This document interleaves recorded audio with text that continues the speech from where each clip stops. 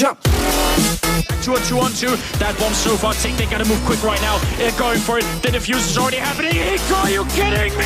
He's gonna go for it. They win the round. Hiko picks up a triple and Cloud9 win it 1. I can dance all day. I can dance all day. Now he can play goal one on wall. And into the back. Eugene on top first. They've lost 3. They've lost 4. Into disaster. They've lost 5. Navi disintegrating Tom first. My heart's beating, my hands are shaking. He's thinking about it. Here it comes. Man from Rengar's pretty close. They're going to dive in. It was the target here of exhausted Uzi. Oh! On the back, they're trying to get in. But Zero's taking over. Sorry, he's going to go down as well. Inside low. Inside goes down. Now Uzi is down. Oh my God. Yes! There's a god. Are you kidding me? Let's keep it clean. It's a family show.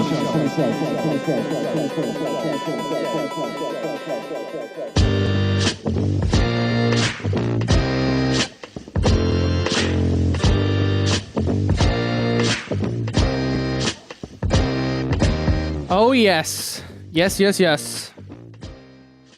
That amazing open and rat-a-tat-tat can mean one thing and one thing only.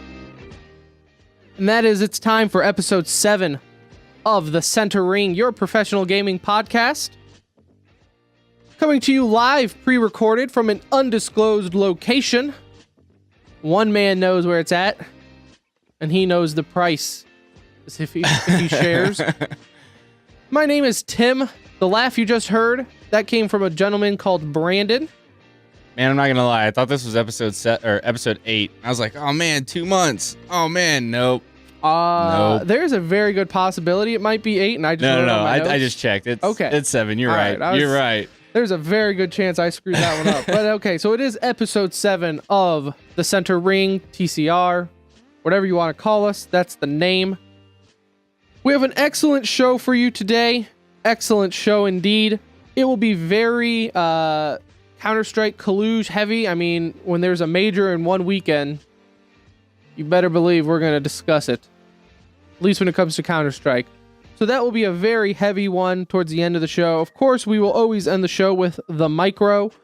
And as we mentioned in episode 6, we do have an interview with Mr. Matt Rutledge, CEO of Mastery.gg. That is the coaching gaming platform that will soon hit the market. Online coaching for esports, yeah. And we had a chance to sit down with him, so we will definitely play that here midway through the episode as well.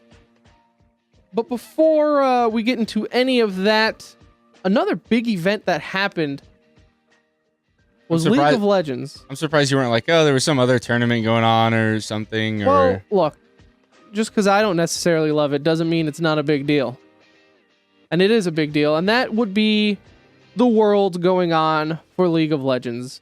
Millions and millions of people watch it, so we must discuss, and we will discuss right now. Brandon, your TCR League of Legends correspondent. Brandon, everybody.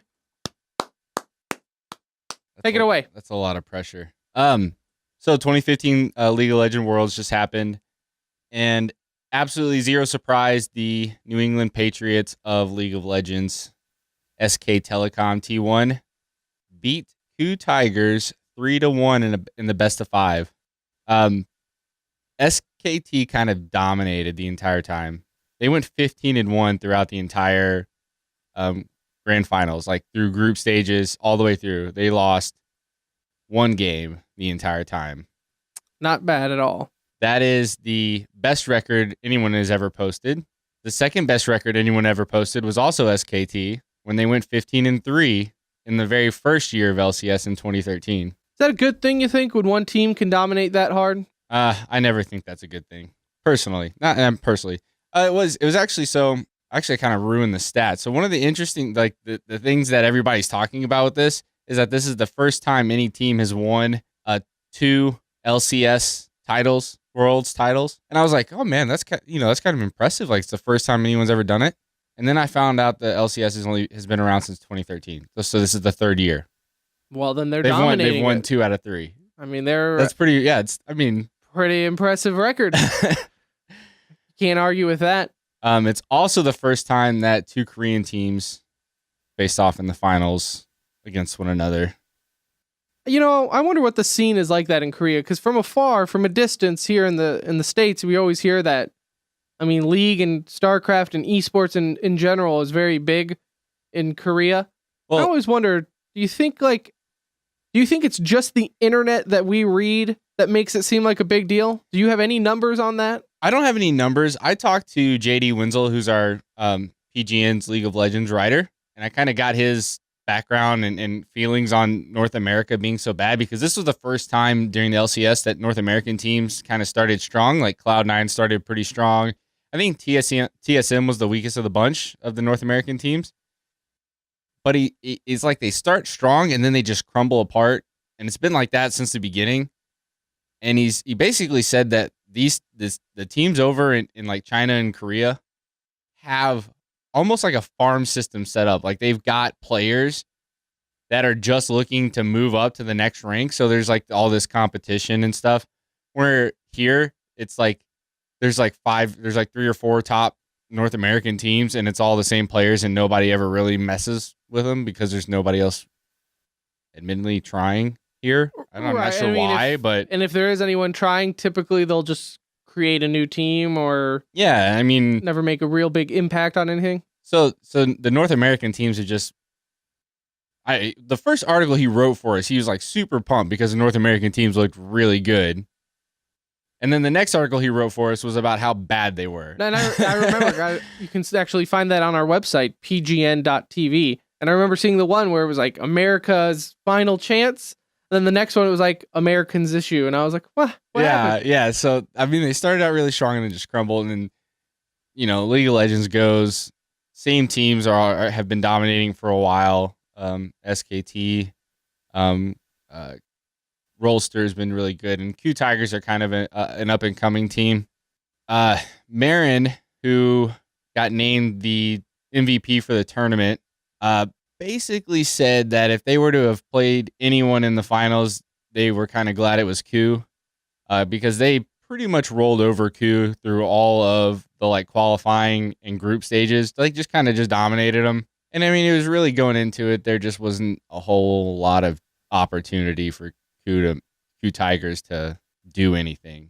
It's pretty impressive how much better SKT is than everybody else. Like I said, it's the Patriots. It's like they're constantly on the top. Yeah, they're just there winning. It's just what they do. So now, are we expected then to see anything? Because one thing that happens in League that doesn't happen in really any other esports is an off season. Which I mentioned it just before the show. If you go to the Score Esports, not affiliated, but they have all kinds of cool off-season trackers and stuff for League of Legends that I would love to see in Counter-Strike, or it was Counter-Strike specifically, just because there's so many team changes. Well, the biggest one that happened is Double Lift was acquired by TSM, which he went from CLG to TSM, so he was moving North American teams, but apparently that's a pretty big deal. I can't explain why.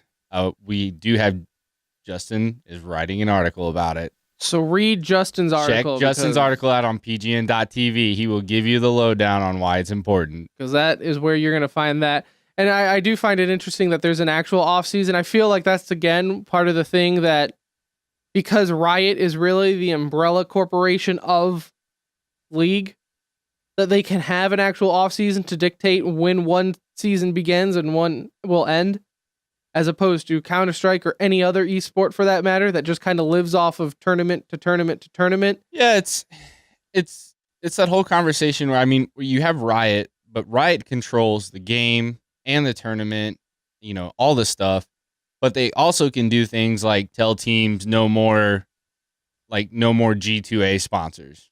Well, and that's the thing too, because and I think it just proves that it's the vocal minority that gets heard the most, because on the League subreddit, on esports subreddit, really anywhere on the internet that mentions professional League of Legends, Riot is, the enemy. They are in everybody's crosshair as far as they are here to destroy this game that so many people love. And I feel like maybe that's actually a good thing that people are feeling that way, because how many people do you feel just love the NFL's front office, or, Gary Bettman in hockey. They don't really have friends as far as being the head honcho commissioner, or quote unquote being the man that is here to put everyone down. They've got to make the tough decisions to keep everything running. And I mean, if you look at like the tournaments, if you look at the Worlds, they're not doing a bad thing. Like they filled up the Mercedes Arena in Berlin, filled the whole damn thing up.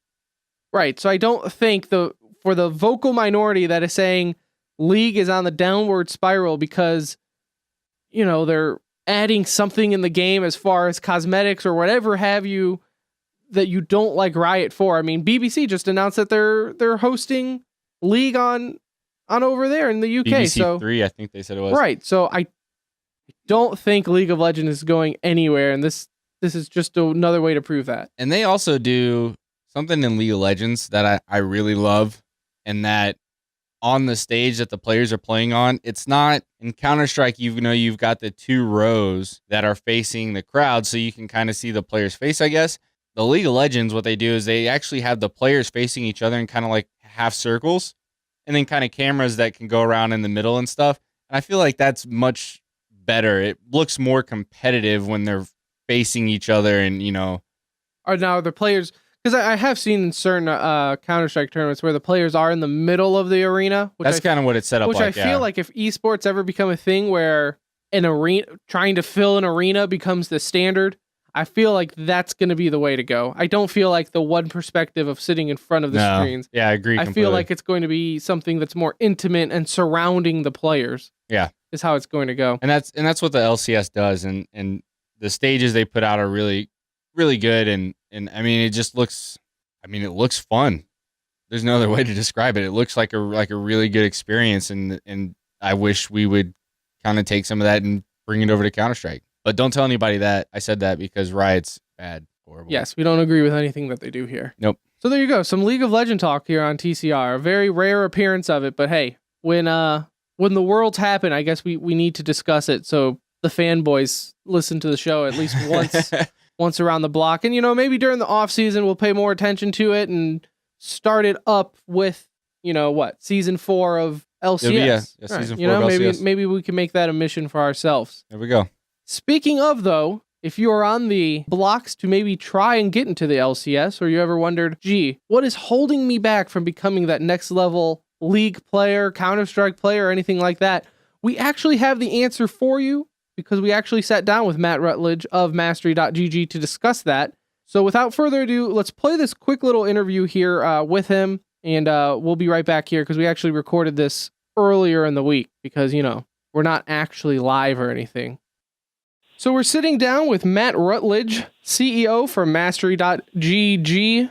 We previously mentioned that on 2 episodes or so ago. It's basically a website. You mentioned it, Brandon, in the micro. It's a website that is for esports coaching. And I highly, highly praised it. I thought it was a genius idea. If we've got anyone that can explain what it is, it's this guy, CEO right here. Yeah, Matt, so we were like, why question it, and let's get the source on. So Matt, how are you doing today, sir? I'm doing well. Thanks for having me on to clear the air a little bit. I'm also a fan of your guys' show. I found out about you guys through the Esports subreddit, so shout out to our Esports. There we go. I'm looking forward to your guys' continued success here. Awesome. Well, hey, yeah, thank you there. And yes, we are also a presence on the Esports subreddit, so before you bash us on there, just know we'll see it. so I guess I kind of set you up there, but I guess from your own words, I mean, you are the CEO of Mastery. Is it Mastery or Mastery.gg? What's the actual name of the company? The actual name is Mastery.gg, but we go by Mastery also. And essentially what we do is we are a video game coaching platform.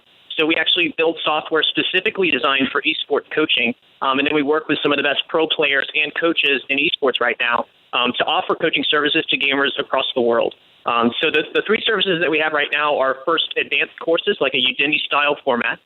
So coaches can kind of go in-depth into the material of their game. We also have private lessons.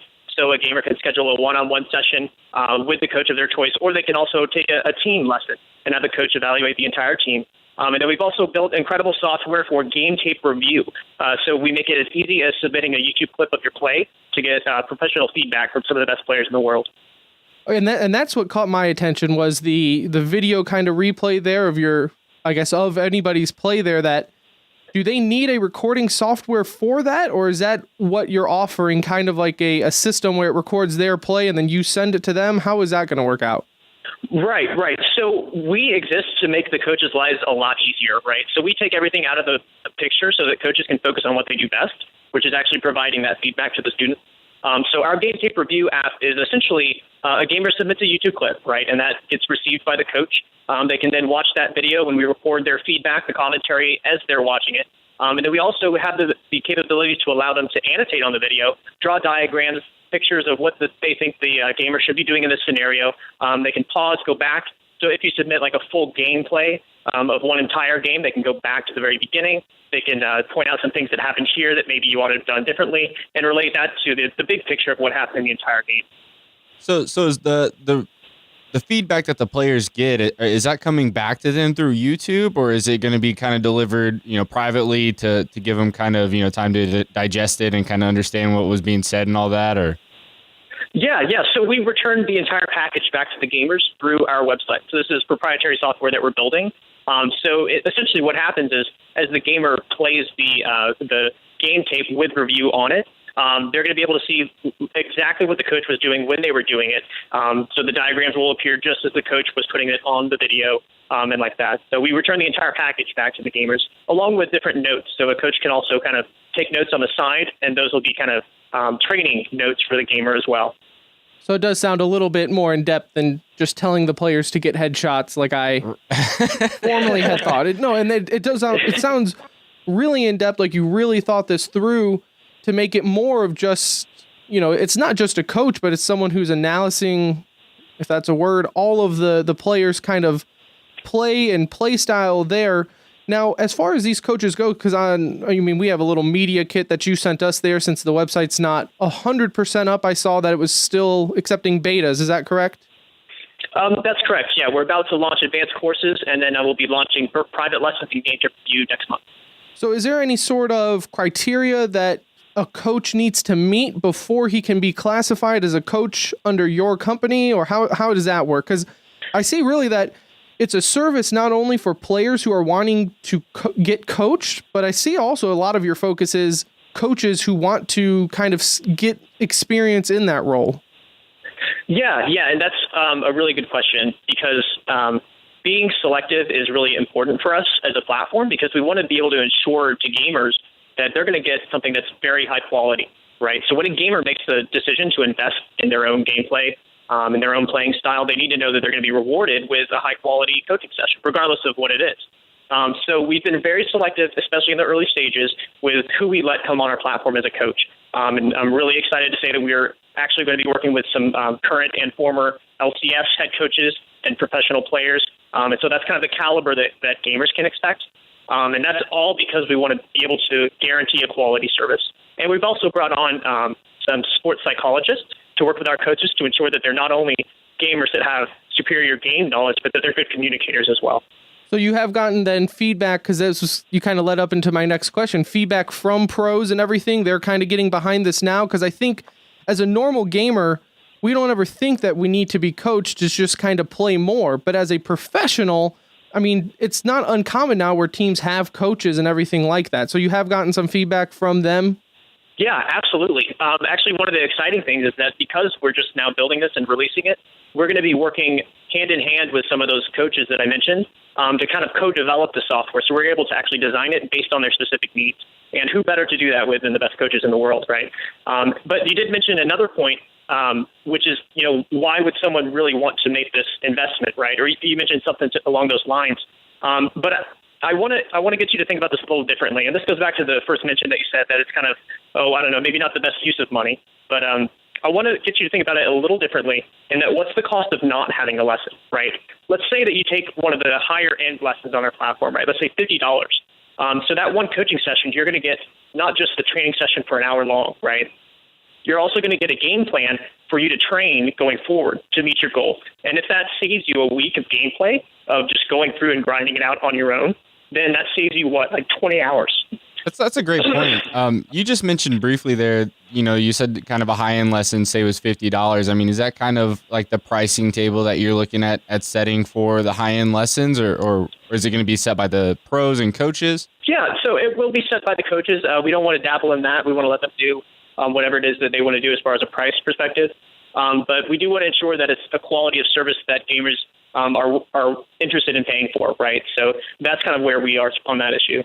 And jumping back a question ago, you mentioned that you guys had already kind of worked with LCS coaches and players. Is that the game you guys are planning on launching with, or are you guys going to expand pretty quickly into the other top esports? Yeah, so I think it's kind of natural that we've kind of focused on League a little bit early on, just because that's one of the most developed esports. But we are going to be open to more games.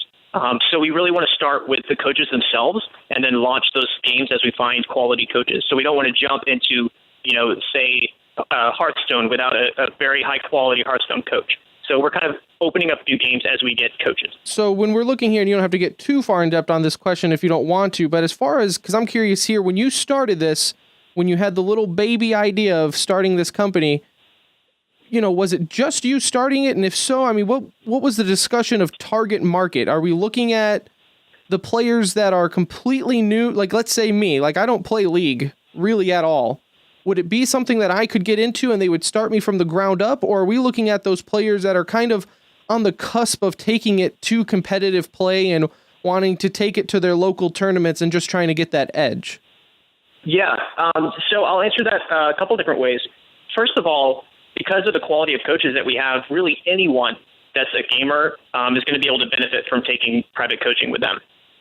But with that in mind, we don't want to have such advanced feedback that it goes over gamers' heads. So we also have some people that are creating beginners courses, right, focused on kind of the mid-tiers, the lower tiers, to grow you up from the ground up. But also, we've kind of come to find that the gamers that are using this, some of them are new players, but then some are just people that play the game a lot. And they're interested in taking lessons because they do it quite often, and they're finding that, if you do something quite often, you want to do it well. So it almost, I mean, after talking with you and everything here and getting more thoughts of it from the source here, it almost sounds like guitar lessons where, yeah, you can start at any age really to do this and start building up from, learning blocks that you already have in place. But then these actual professional players, I mean, these guys have resumes of their own, can kind of step in and help you out through that push. Now, is this, for now, it seems like it's more because we just keep saying player. Is there talks of maybe having coaches assigned to full-on teams, or can there be multiple players in one session, or is that really up to the coach there? Yeah, absolutely. So that's actually part of the bigger mission that we have. We don't just want to be the go-to place for personal coaching or the best platform to kind of develop your own individual style. We want to take this a step further too and be a catalyst for evolving and expanding the role of coaching in esports altogether. So esports is one of those very unique situations where you can kind of interact with the players themselves, right? Like you can't go and shoot jump shots with Kobe Bryant, but you can go and watch a stream and watch some of the top players play.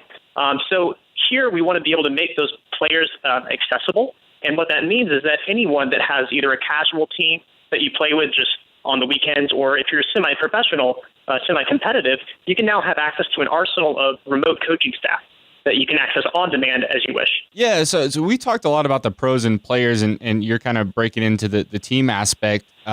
On your media kit, you've also got a little section for broadcasters. Like, what can somebody wanting to get into, or that is into casting, kind of benefit from your business?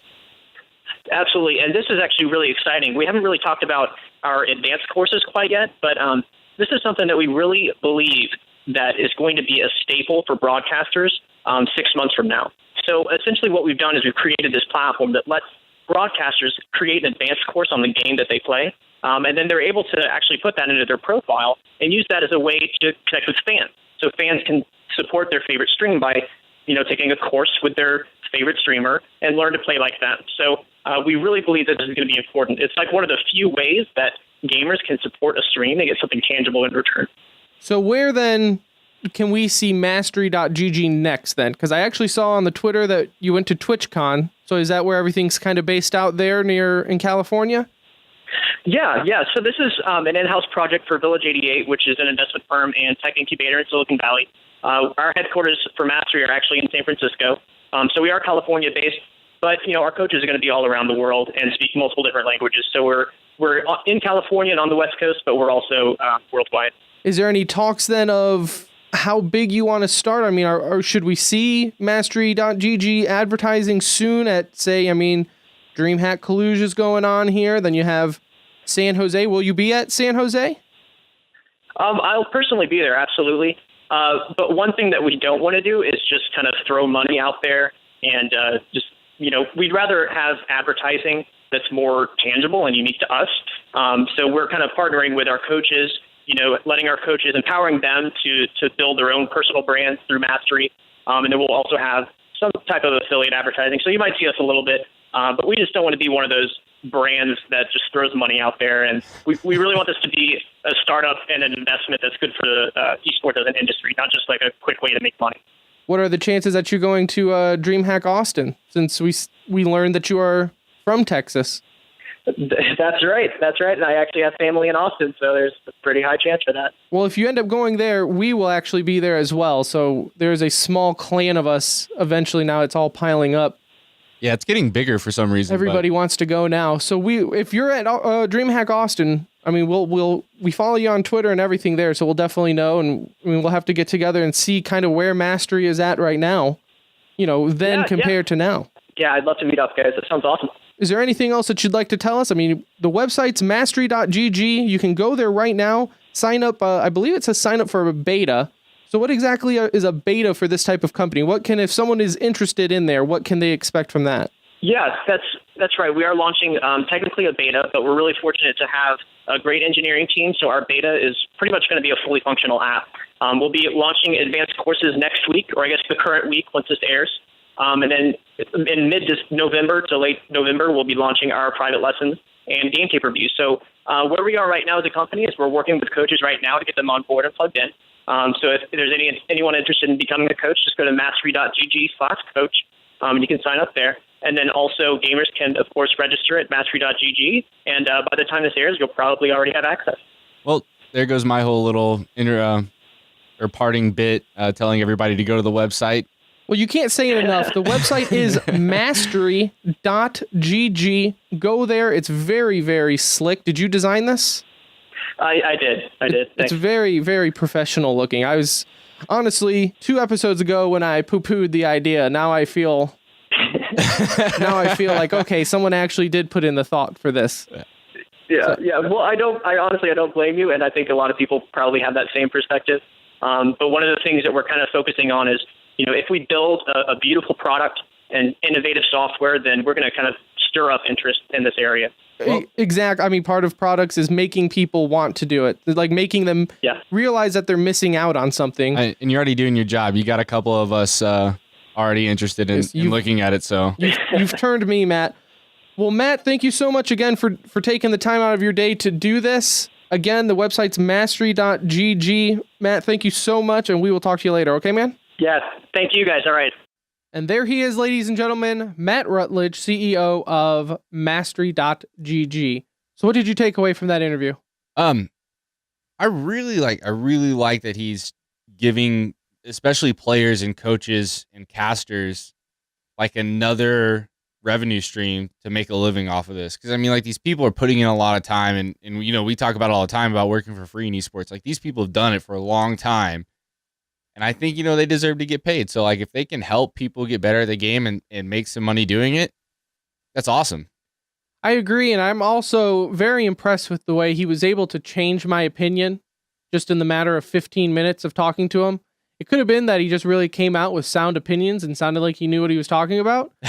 But I was definitely the one, when you pitched it, a couple episodes ago, immediately the first thing that came to my head was, this will fail. What could you possibly, how can you coach someone that's not part of the team? How do you just, be a single private lessons in esports? But the way he described it with, the system of showing you your own replays and kind of going over films with you. And I guess it sounds more like at least his expectation of what a coach should be is a lot more hands-on than what I thought in my head. And he was able to convince me. So, I mean, really, I wish nothing but the best to him. I guess if I ever have a desire to actually try and be pro at a game ever again, I'll sign up on mastery.gg. It will happen. Once this show makes us millions, we can have the time to invest. No, yeah. So please go check him out. The website's mastery.gg. It may be up by the time you're actually listening to this, to where you can check out some more things. Yeah, he did say it was coming up this fall. So there you go. Check that out for all your esports coaching needs, or if you are interested in being a coach, I suppose you could also check it out there. Speaking of esports coaches, I don't really have a segue, actually. We're just going to go talk about Counter-Strike Cluj. I really didn't. Normally I can think of a clever segue into the next topic. I don't know. We're going to talk about Counter-Strike Cluj right now, because that just happened over the weekend. And, of course, major things happened there. Lots of upsets. We kind of previewed it most of our show last week even. Do you have your predictions in front of you? I don't in front of me. I could go get them, but I do have my predictions. And they were awful. Absolutely awful. I apparently have no idea what I'm talking about. The worst call I made the entire time was that Flipside was going to make it out of Group B. And they got eliminated by Mouse Sports after 2 matches. So yeah, they definitely got last place. Yeah, that was rough. I went and grabbed my predictions. Who did I have? Well, let's start with here. We'll just go in the same order that we did for the preview. Group A, I had Fnatic and Cloud9 getting out of there. Keep in mind, though, if you go back and listen to episode 6, I'm pretty sure I said the disclaimer that the only reason I keep saying Cloud9 is going to do anything is because I'm a fanboy. You definitely said Luminosity was going to be your upset sleeper pick. Yes. And I also had Fnatic and Cloud9, so. Yes, and I definitely gave Luminosity the credit they deserved. And it just makes me look like a genius because Luminosity did come out of Group A first place. They ended up being Fnatic and Cloud9. Who saw that coming? Apparently I did, so I'm a genius. I don't even think any of the analysts there at the major knew that was going to happen. Like, everybody was pretty much like, oh, the first game was kind of a fluke, best of one, it happens. There's no way. Yeah. Luminosity showed up. If anything, what Cluj really showed is the fickle beast that the best of one really is. Because I feel like a lot of teams, well, maybe not a lot, but there's a good few teams that won some matches because it was best of one, and it landed on a map that worked for them. But I guess that's the point of the system, right? Is if you can show up on that one match, you don't have to dominate Fnatic. You don't have to break their code and figure them out. You have to beat one match against them. So you don't. Which the one that Luminosity took against Fnatic, they took 16-13. So it was a very close match. That, yeah, if you were to go ahead and say, like, let's go best of 3 on that, not sure that might happen again. Right, and so that's why you just got to show up that one match and, Cinderella stories, right? That's how it happens. Group B, I had TSM and Mouse Sports getting out of there. I had TSM and Flipside. That was the bad call. So neither of us gave G2 the respect that they apparently demanded from this tournament. I will get into G2's unreal tournament here in a second, but my God, they made a lot of people look stupid. I don't care what. No one thought G2 was going to do what they did. Yeah, and if you go to the Global Offensive subreddit, I told you I did this. I searched for like the top plays from the tournament. G2 was like 50% of those plays. Like, they had so many 3v1s and like 1v4 where it's one person just clutched it, just absolutely rolled over an entire team. And it was different people each time. You had Rain, you had Fox, you had, J Chem. All of them showed up. It was unreal. And I want to dive into that a little bit more when we get into the actual bracket play. Did you have something to say? Well, I was going to save it, but I think I need a G2 shirt now because they've got a sweet logo. Right, they do have, and they're pretty good. They have a boss logo, and I'm going to give credit to that logo. At least 40% of the results from Cluj happened because of that new logo. Direct result. At least 40% of what they accomplished was because of that logo. It is pretty awesome. Group C, my predictions. I actually had Virtus Pro coming out. That was the group of death that had the Virtus Pro, NIP, Titan, and Liquid. I had Virtus Pro coming out and NIP. Those are my 2 picks. Which I had VP and Titan. I told you guys I was fully on the Titan hype train, and it crashed. And I even told you, we discussed this in our Clutch or Kick. It was the very last one of our brand new segment called Clutch or Kick. If Titan did not make it, my theory was, if they didn't make it out into the top 6, or the top 8 rather, you pick one. I mean, that's basically, if they didn't make it out of group. Top 8 is at a group, yeah. If they didn't make it out of group, so let's say top 8, would this be considered a failed experiment to bring Scream back into the team? Is it too early to call that? It might be too early to call whether the whole thing of bringing Scream back is full blown. I think it's a little too early to say that, but it's definitely not too early to say they're probably freaking out right now. They better be freaking out. I mean, they beat NIP in their first game, right? Then they lost to VP, which, I mean, that's not a bad team to lose to. No, I mean, you're going to lose to VP. That's fine. But then you lost the best of 3 to NIP 2-0.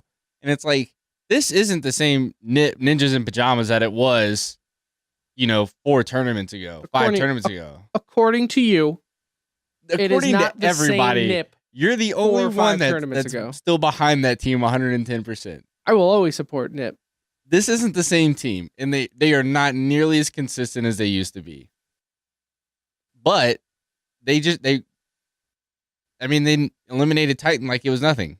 Now, your prediction was Titan was going to top 4. Top 4? So they were going to win one more game after the groups, which didn't happen at all. Do we feel a little silly? We should have done a bet. I should have always do a bet when picking brackets. Because, yeah, I think right now, I mean... So is Titan a kick now? Scream, Titan, clutch or kick? I'm still going to say clutch because I think that they need... I want to see what happens. I think it's too early to call it a complete fail, but it's not early enough to say they need to do something to make that hype worth it. I'm not saying that they are a top 5 team with Scream, because I don't think Titan is a top 5 team with Scream. I'm saying you paid 150, £1,000. Yeah, yep. Whatever it was. It was 150,000 US dollars and whatever that is. Okay. Is that what I don't know. I thought it was they paid a lot of money for one player to join their team to make a difference. Bottom line is, it didn't make a difference because they did not get out of group again. They have yet to make it out of group at a major. So yes, I think you can start... Yes, it's one tournament since Scream joined, but it's one tournament. Good. They've had plenty of matches. They have played together. All of those people have played together a lot. You would think they could, mesh a little better than what they did. I completely agree. So we'll just have to keep a close eye on Titan. I don't think anything's going to move roster wise, but still, just for the sake of discussion of what went on behind closed doors between management and everything, it could not have been a happy discussion. Moving on to the final group here, Group D, with Envious, Navi, CLG, and Dignitas finishing in that order. Hey, look. I think we both nailed that one, I got one right. Yeah. Envious and Navi. Yeah. Which, yes, I said Envious and Navi were going to get out of this group just because CLG and Dignitas aren't really anything to be afraid of. But I was not expecting those two to make it all the way to the final. Yeah, that means, that was the second time they played each other in the tournament, too, because they played in the best of 1 on round 2. Well, and that's how the tournament's designed is you play them in group and you can't play them again till final. So that actually came full circle on the rules. But I do want to talk about Dignitas for a second. They make a lot of roster moves lately, so I feel really bad for AZ. I think that's how you pronounce his name. The guy's really good. Like, I was checking the stats on day 3, and like they got eliminated on day 1, and by day 3, he was still top on like success in opening kills. The guy won, or a guy had 80% of opening kills in a round. Like that's pretty good. Yeah. Now Dignitas always has this. Dignitas has an issue with really bad timing of roster changes. They always decide to do it like a week or two before an actual tournament for whatever reason. So, I mean, I guess we'll say let's see what happens next time, but that's what we said last tournament, and they made another roster move right beforehand. So, yeah, he needs a little bit more support than what he's got. He's a pretty good player, and I feel like he's kind of being wasted right now on Dignitas. But I would also be lying if I said he's the only player that's not being wasted on a questionable team at this point. So, yeah, exactly. And moving on from groups, where we do have to mention, not a single North American team made it out. 3 of them entered, 0 of them left. They stayed in groups. What happened? What do we have to do to make it out of groups? As I'm not even talking about Liquid fanboys or Cloud9 or, it's actually a pretty interesting discussion when you North America. When you look at the brackets, right? So CLG was arguably, I mean, match-wise, the best North American team at Cluj. Yeah, I mean, they all basically ended in the same spot. You had, Team technically, Liquid. if you look at like Cloud9 made 9th, and I think CLG made 11th place, but they all ended with the same prize money, so they ended in the same spot. Team Liquid took VP to overtime in the first game, and I got really pumped. I was like, "Oh man, Liquid has shown up," and then I remember you texted me that, and I texted you back saying, don't get too excited. They go to play NIP, and it's like they all decided, like, I don't know if it's like people are I guess they all think like you. They're all afraid of NIP, as they should be. But it's like all of the teamwork and entry frags and everything that you're supposed to do and that they did against VP to take them to overtime just stopped happening altogether. Hiko was awful against NIP. And he said so himself, like he was like disappointed in his play, but he was just downright horrible. And I'm going to bring this up with Hiko to introduce this one. A lot of the pros, a lot of the players here, they were really complaining about the equipment that was provided by DreamHack. They were saying the monitors were awful, which is not the first time that this set of monitors have ESO monitors. It's not the first time that those have been kind of bashed, but hey, look, whoever's going to pay them more money, I'm sure is going to get the sponsorship for monitors. A lot of players say that their computers weren't able to. I read articles, and I forget which player it was, but he said that his frames dropped to 70 frames a second. That was Hiko on Twitter responded to a follower and said that while he was playing, like his frames would drop to 70 frames a second. That's awful. And when I was reading all the tweets and everything on Reddit saying that, man, these computers are not being able for whatever reason to handle everything. Well, to me, I was like, okay, well, what is not handling it well? Because some of these pros, like their standards are like 400 FPS. But when he said 70 FPS, I was like, okay, that's noticeable. I mean, there was, and this is like, because we can watch the games in Counter-Strike as like a spectator, there's screenshots of like player chat in game talking about how awful the computers are to each other. Like the pros talking. I have to see this. I've got one right now. It's like JW was talking about the PCs lagging.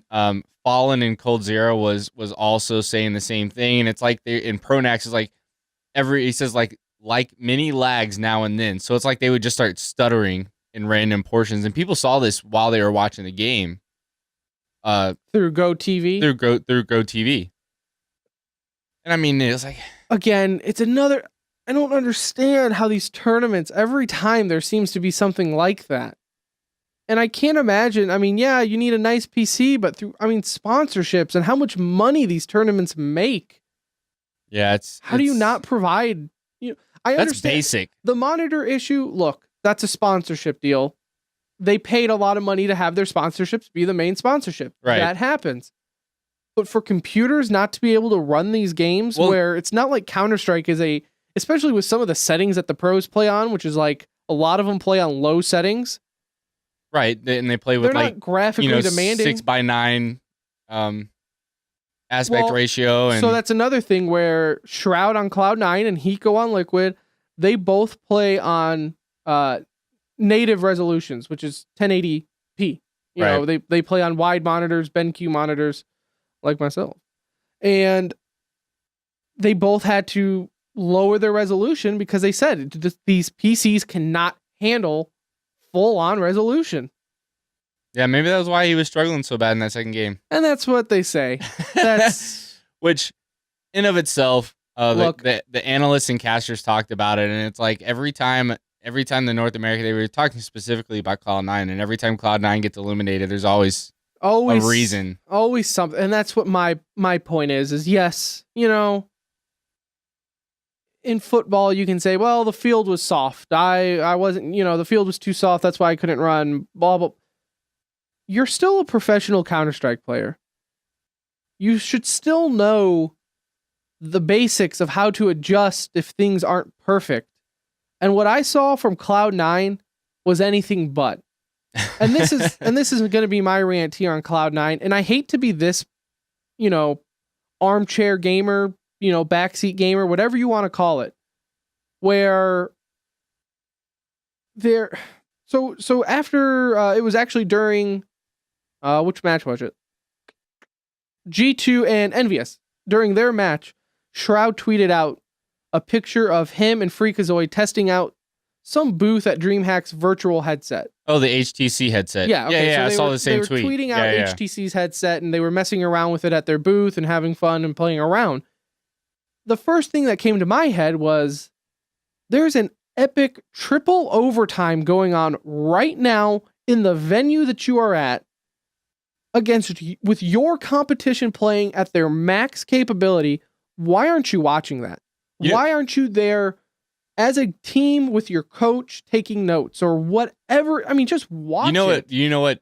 When I saw that tweet, the first thing I thought was, I wonder who's going to raise a stink over them not paying attention. That's immediately what I thought of. And that's what I thought. So I looked to see, I clicked on the comments to see if I was the only one being this irrational, and I wasn't. There were a lot of people saying, okay, what are you doing? Well, yeah. Like, hey, did you not realize that you failed to get out of groups again for like the 100th time? You have failed to do anything relevant in Counter-Strike? Like, how can you still yeah, you're the best North American team. Great. That's like saying you're the 10th best in the world. So it's that best North American team is questionable at this point. Okay, yeah. But that's which is even worse. I was going to say, that's not saying it's much. Even worse. That's not making any situation better there. And so that's what I'm saying. So it's like, so before my issue was I felt like North American teams struggle in LANs because of the traveling issue. They're always the teams to get.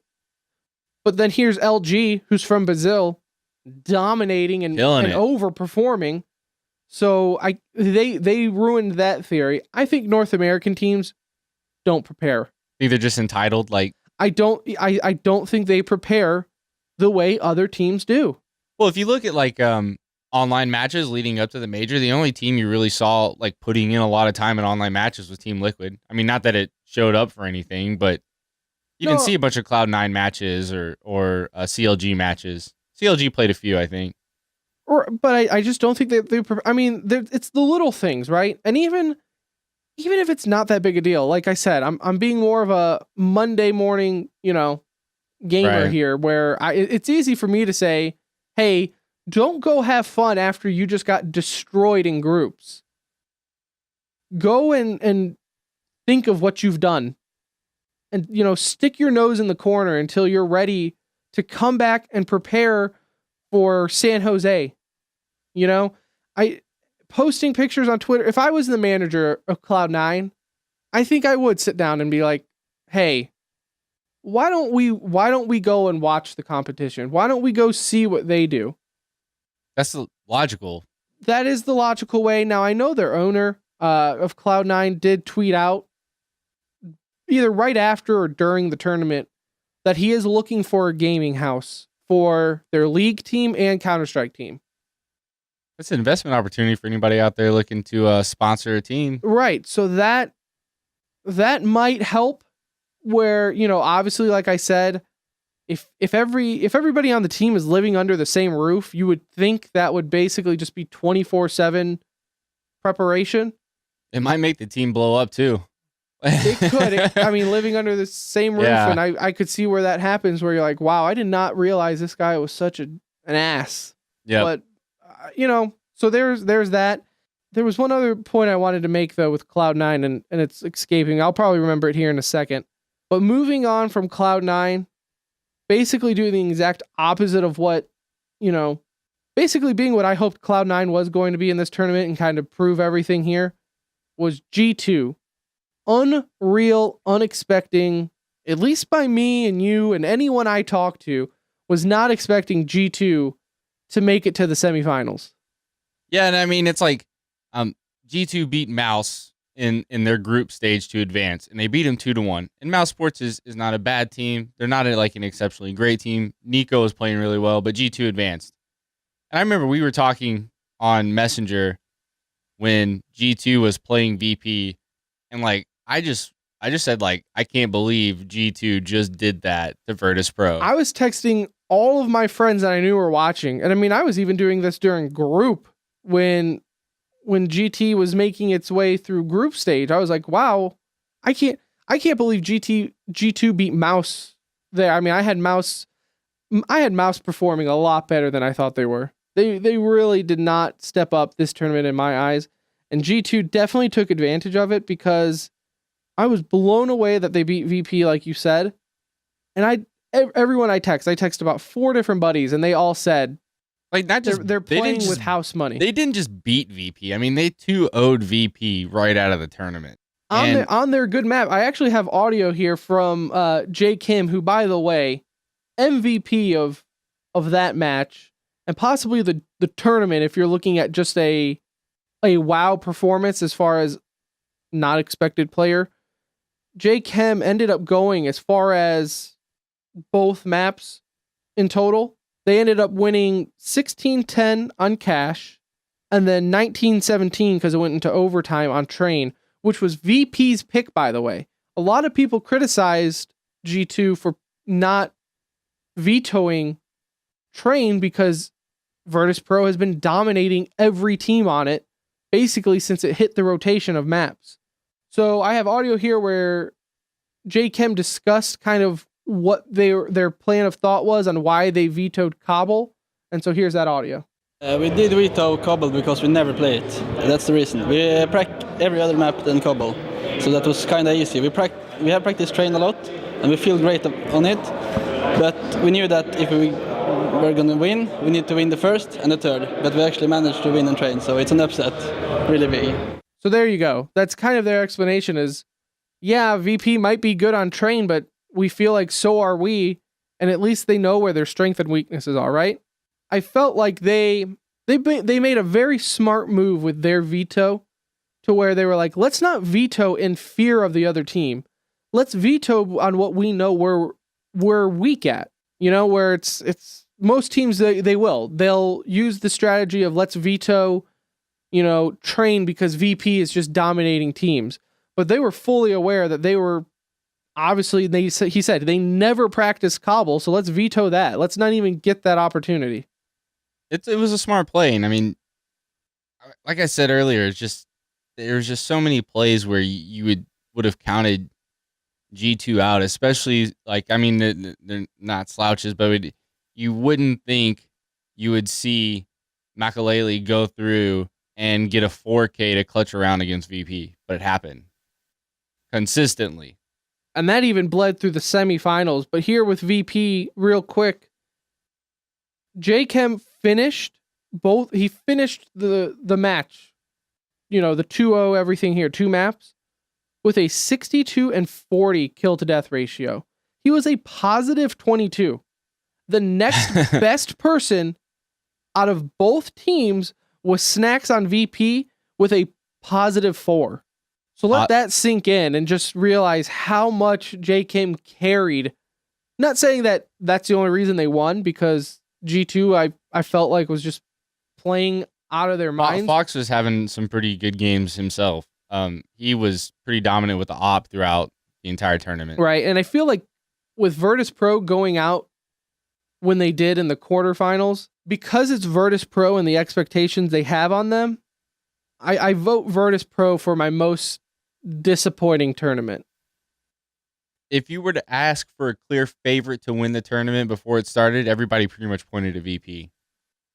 I mean, they made it to the best of top 2. I mean, yeah, they made it to best of 8, but I mean that's a failure as far as Virtus Pro is concerned. And that's why, yeah, I mean, obviously, you know, it's all relative to the team, but with Virtus Pro going and failing in quarterfinals to G2, it's not, yeah, Fnatic lost in quarterfinals, but they lost to Envious, right? Am I remembering that correctly? Fnatic? Yeah. They lost to Envious in the quarterfinals. So, okay, yeah, you lost in quarterfinals, Fnatic, but you also lost to the team that won it all. That ended up winning, yeah. VP lost to G2, which, yeah, they were playing amazing, but it's G2 against VP. VP should have been able to figure out a way to should at least take a map. But against G2, yeah. Yeah. So yes, Titan had a very disappointing tournament in the eyes of their situation, but as far as expectation goes, I wasn't expecting Titan to make it out of groups to begin with. I was expecting VP to at least make semis. I had him down as my pick for the winner. And definitely not get 2-0'd in quarters. So there's that. And then G2 moved on, obviously, from quarters to the semifinals, where they did lose to Envious 2-1. The 2-1 score does not do that justice at all, though. When you figure out on the second map on Inferno, it went to triple overtime, where it had to take Envious winning 25-21 to take it home. Wow, and the CT T halves in a regulation were completely split down the middle too. You had Envious and G2 both taking 9 on T and 6 on CT, so it was like a perfect split right down the middle as far as games go.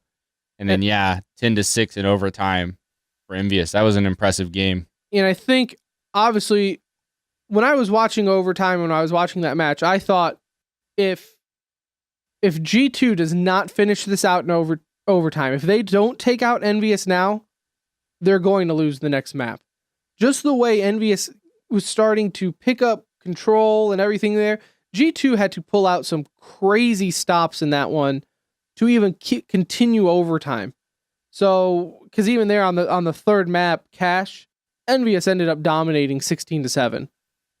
I don't know if that was a mental thing. I mean, after a triple overtime, I would have to imagine you were just mentally exhausted. I was about to say the same thing. Like, especially when you're overperforming the way you are throughout the entire tournament, that's got to be taxing to like have to go through that stress for that many rounds. And even then, you have Envious who did all of that, plus had to go play in the finals a little later in the day against Na'Vi, which, yeah, they ended up beating Na'Vi 2-0, which is kind of anticlimactic for when you think of how unpredictable and how crazy the whole tournament's been. But really, I would say after the quarterfinals, it really became Envious's tournament to lose. You know, I was kind of looking at the score lines for the finals, and if you take a look at like the players for Na'Vi competing against Envious when they lost 16-14 on Train, you had Seized and Guardian.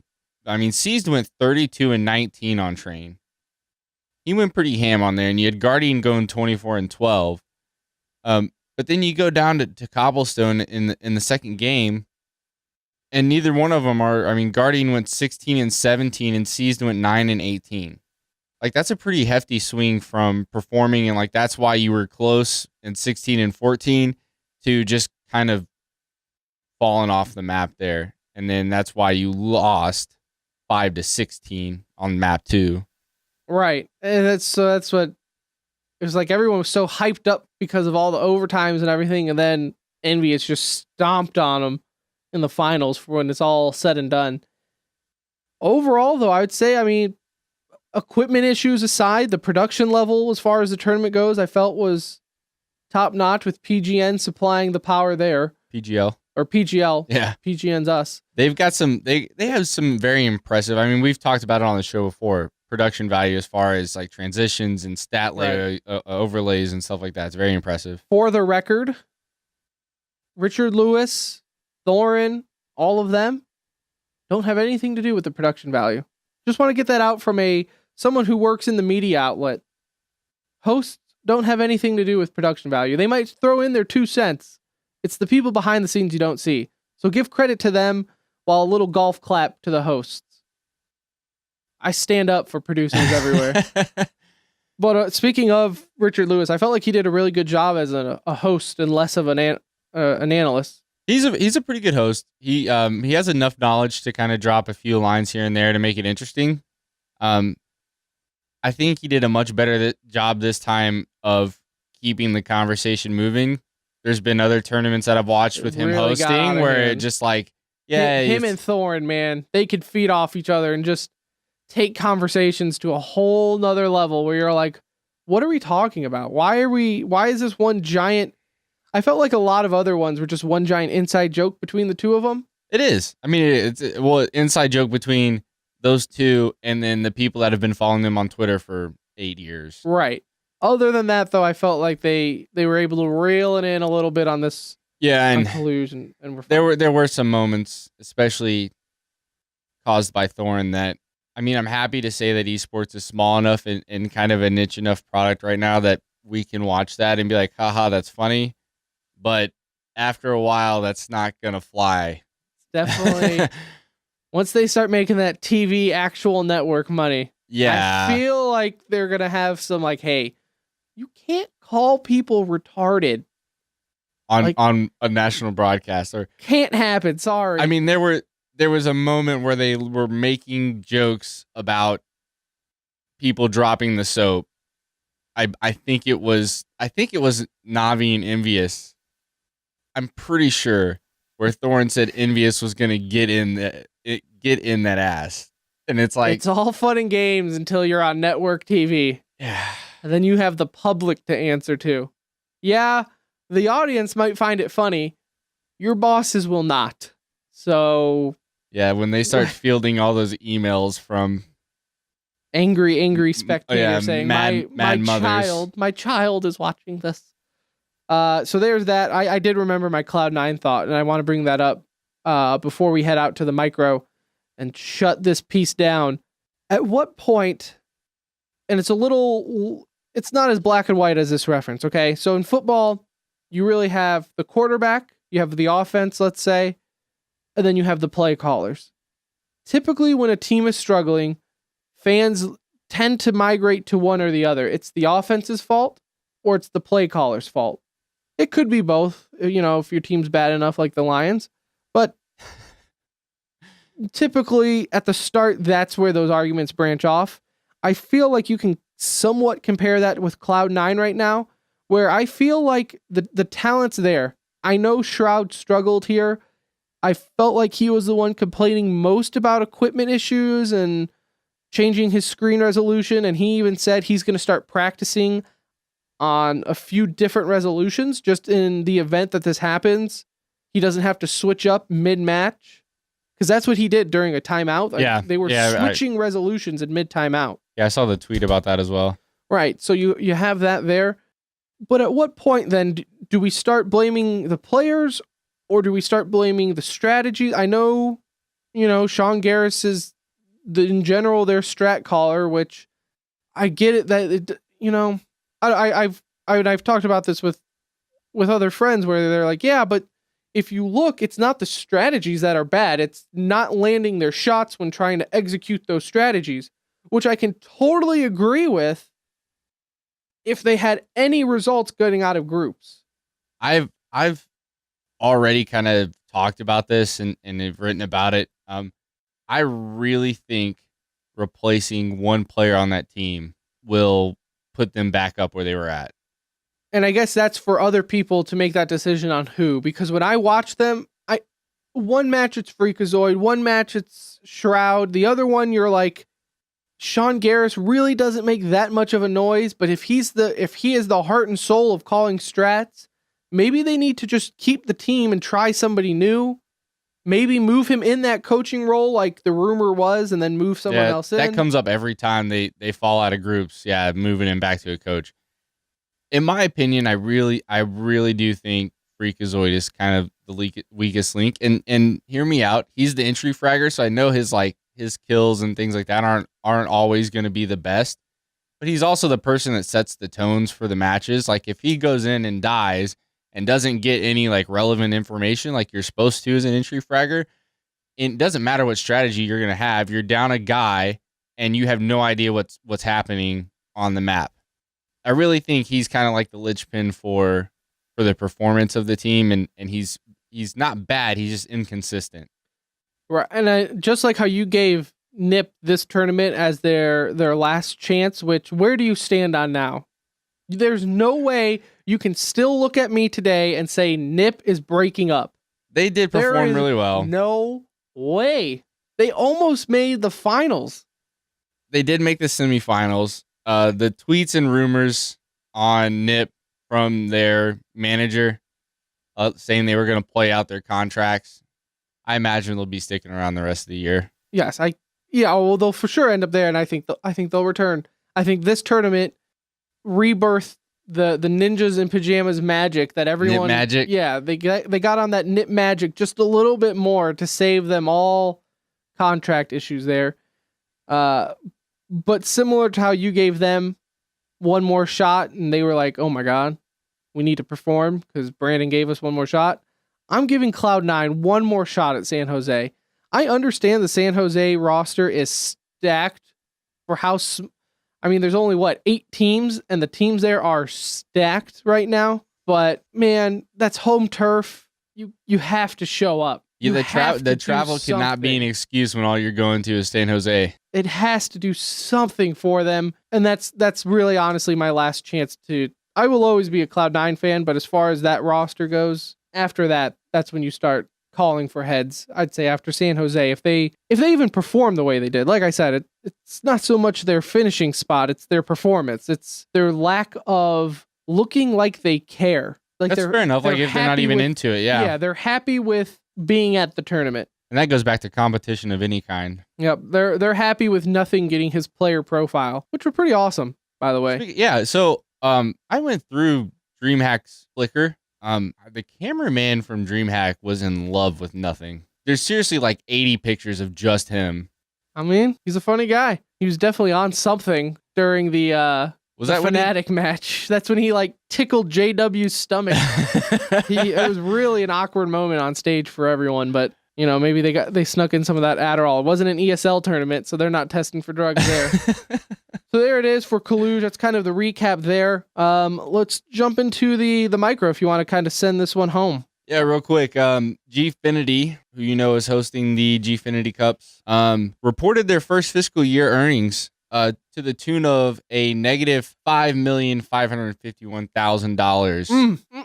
What happened to this esports? So, $1 billion industry. In the world of investments, especially for a new company, you're not really expected to make a profit for the first couple of years because you're building a product, you're, eating a lot of marketing and all. But $5.5 million. That's pretty rough.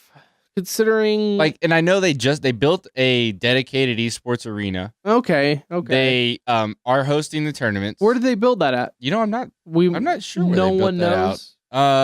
We may never have that information.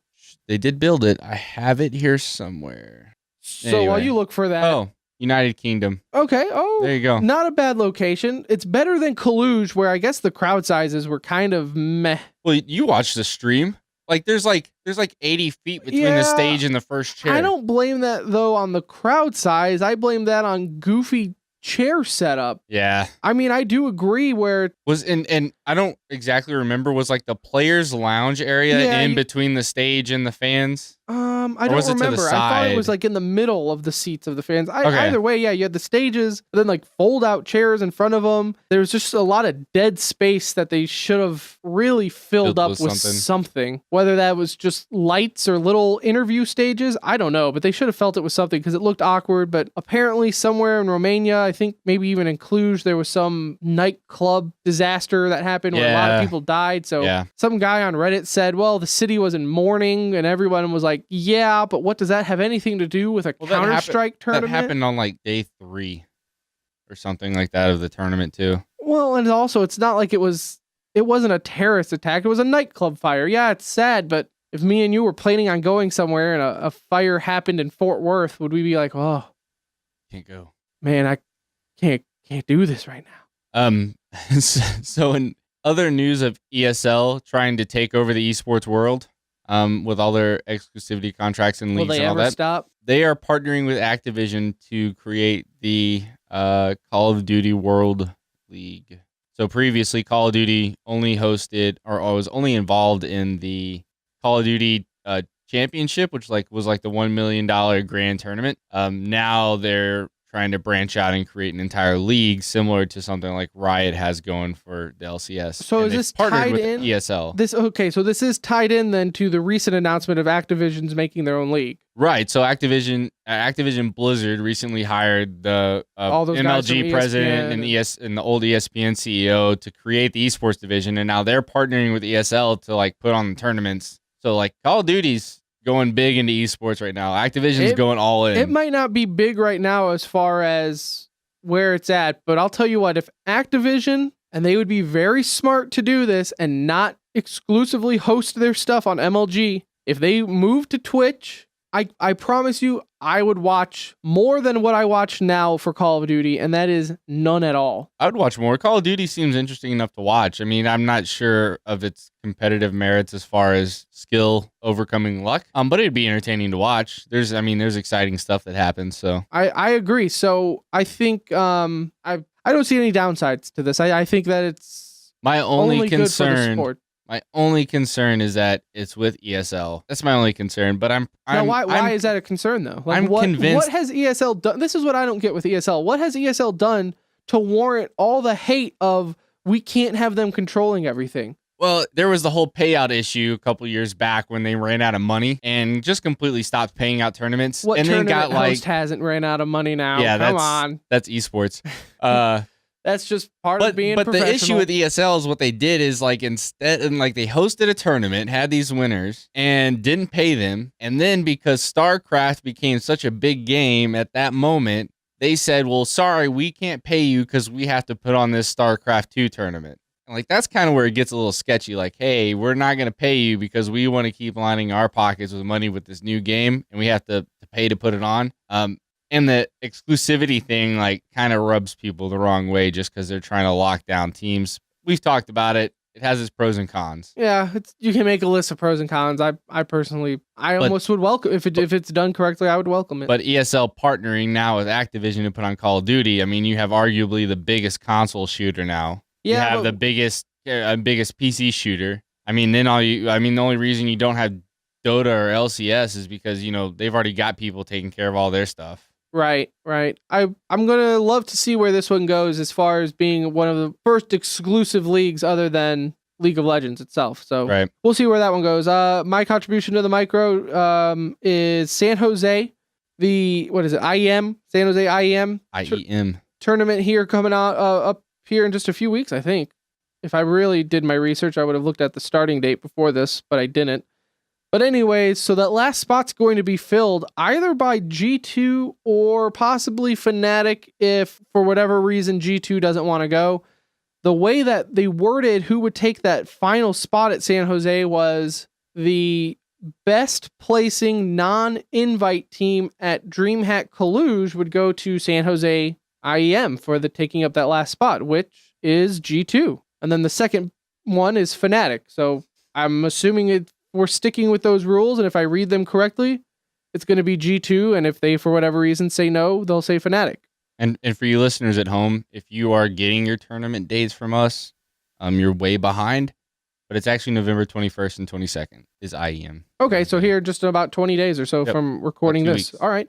Also, EVO 2016's dates were announced. The only detail so far, obviously, it's going to be in Las Vegas like it is every year. July 15th through the 17th, 2016. Oh, buddy. I cannot wait. I want to go. To Vegas? I want to go. I want to go to EVO. It could be anywhere? Anywhere. I want to go to EVO. Man, watching those streams, the hype is so unreal. I mean, we've played the audio from from Super Smash on MLG and everything. That is just, it is that level of hype for an entire weekend of just non-stop fighting game action, and it's awesome. And it's in Vegas, so I mean, even then, Esport betting world is about to blow up. How can you go wrong? I mean, it's always in Vegas, but how can you go wrong? So they don't know where it's yet, though. I think last year was at the Palazzo, if that's a casino Sounds familiar. thing over there. Sure. I've never been Whatever. to Vegas. Yeah, me Gambling's either. not my thing. But I will go. If we gotta just get this show big, that's really what it boils down to. So I can justify going to Vegas without the misses there. And we mentioned this, I think it was last week we mentioned where Dignitas, their B team for League of Legends actually qualified for the season. It's their European team qualified. Okay. Yeah. All right. Either way, Dignitas had 2 teams qualify underneath their branch, and you can't have that. So they put one of them up for sale, and that has now been sold. So Follow Esports purchased Dignitas, their LCS team, for upwards to 500,000. So there's been conflicting reports. Yeah, there's 2 things on that. One, the story that I read said at least $1 million. Okay. And I was like, wow, 500,000, much easier to swallow. 2, nobody knows where Follow Esports got that money from. Like, it's a small website that does nothing but show like tournament trackers. They have a donation button on their website. Yeah. You know who has a donation button on their website? We have a donation button on our website. And we don't have any money to pay for a team, let alone 500,000 for that. So everyone, the whole esports, especially esports subreddit, kind of blew up. Like, all right, what's up? Where'd you get the money from? Some Russian mafia or something. Yeah, that's I don't understand that one either. Do you have anything else for the micro, sir? No, that's it. Let's sign off. All right, excellent. Well, everyone, thank you so much for listening to The Center Ring, also known as TCR. This was episode 7. That is now officially in the books. Lots of Cluj talk, but you can't have it. You can't have too much Counter-Strike talk after a major like that. Even if the majors are very random and no order to when a major actually is, and it's all up to Valve. But hey, hint Valve, hint. We'll save that rant for another episode that makes no effing sense what esports does. Again, my name is Tim. The gentleman across the table from me is Brandon. You can follow me on Twitter at what is my Twitter? At Pirate Mushroom. You went out of order. Yeah, this is what happens when I don't have a script. You are at Brand PGN. And of course, the show is at The Center Ring. Follow us there for any of the latest show info or anything like that. As well, we would like to remind you to always check out our website, pgn.tv. You can find many articles there from Justin. He is our League of Sports guru on that. So... And then our shows, League of Legends. And our shows, pgn.tv/TCR. Of course. All the episodes are there. Check out all the episodes. We want to thank again Matt Rutledge for taking the time out of his week earlier in the week to talk to us about mastery.gg. Fascinating stuff there. Again, follow us on Twitter at The Center Ring for all the latest show intro. As far as that goes, info. Man, I cannot talk tonight. Latest show info, not intro. Rough night. It's time to go home. Everyone, thank you so much for listening to The Center Ring. We will be back next Tuesday in a 1 week, depending on when you're listening to this episode. Until then, keep it easy.